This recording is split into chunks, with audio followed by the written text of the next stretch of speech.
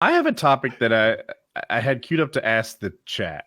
Are you guys ready for this? Yes. Sure. All right, so buckle in. It's going to require about maybe a whole minute of reading. Oh dear. Okay, I got it. Okay.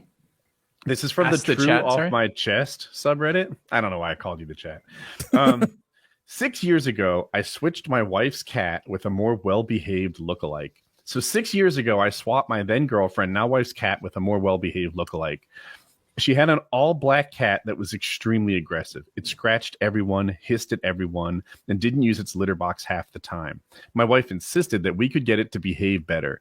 One week, she went out of town to visit her family, and I was supposed to go to her apartment and feed it. The first night I went over, it scratched the shit out of my arm. I joked to the cat that it is not special, and I'll replace it if it scratches me again.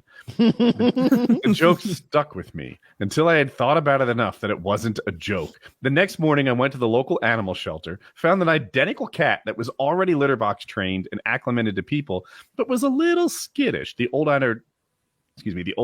owner died of a heart attack, and the animal shelter people said they think that's why it was skittish.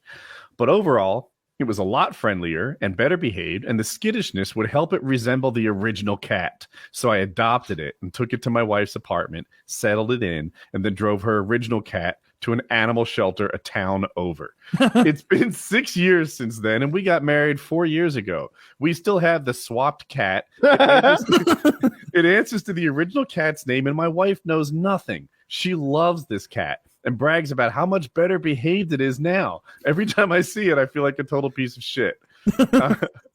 And the comments were all like, the top one changed, but it was like, do not tell her this. Your whole life has been a lie. You are an awful, terrible person. They were just like ripping the shit out of this guy for swapping the cat. Yeah. And I'm like, no, he did everyone in this story a favor. Not the original cat. Oh, fuck that cat.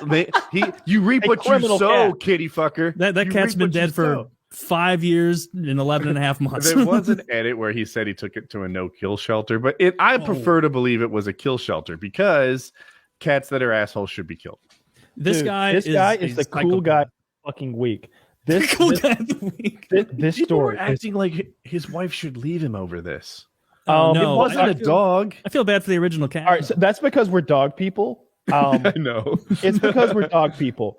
I'll say this: like my mom. So my dad had a Weimaraner. This is when I was around 4 or 5 years old. He had a Weimaraner named Sam. Beautiful dog. I still to this day appreciate Weimaraners. If I get a dog, it's on my top list.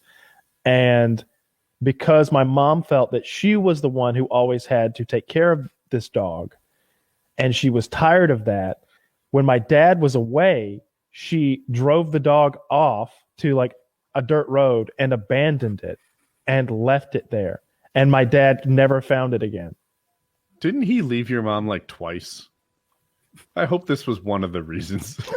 That's horrible. That's so much worse than the cat thing. The worst part is I was with her when she drove Sam away, and he chased the car for a while. And you did nothing. Oh my God. I was 4. Yeah, you didn't even try. You should have opened the door, rolled out the side movie style, and cuddled the dog. And then Sam and I would have gone on like a Disney adventure, traveling through the wilderness to get home to Dad. Yeah, like a long way. Yeah. Homeward bound. No, this story needs to be like Ode Yeller, right? It needs to be like your mom saw you looking up there and it's like, Kyle, you want to fix this? Hands you that gun and tells you you can let it starve out here or you can put it down yourself. And then it's like a movie twist and you're like, put Sam back in the car. No, you bitch. Are we reacting to the story like we believe Sam it? and I start like driving.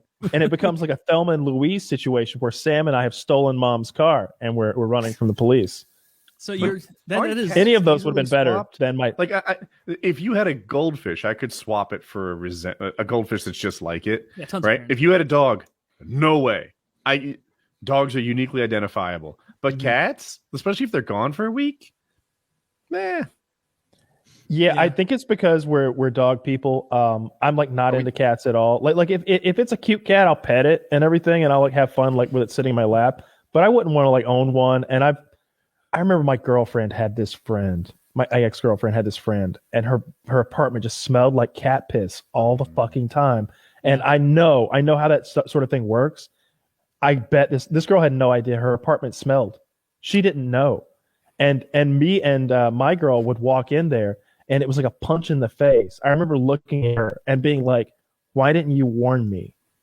Why didn't you warn me that it's that bad?" Because it was that ammonia cat piss smell, and it wouldn't be so as bad as that is. The cat was a motherfucker. Like, it bit me.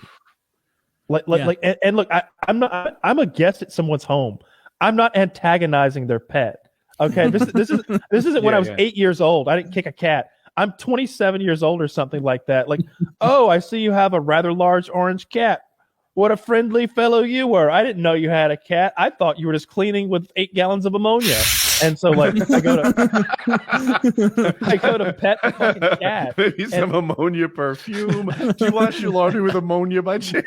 I thought you were distilling ammonia in the back. I thought you were ammonia distributors or something. Do you dispose of bodies? Do you make smoke bomb? Do you make stink bombs here? Like, I don't know what it is. So, like, I go to pet her fucking cat, and it bit me. And, like, I don't think I bled. And if I did bleed, it was one of those bullshit things where, like, you just kind of, like, rub it.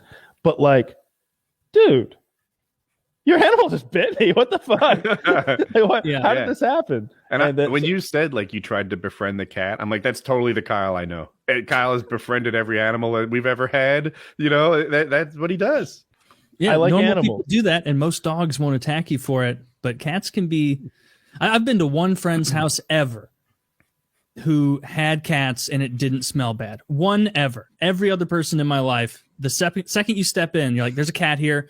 It's unpleasant. It's offensive. I don't like it.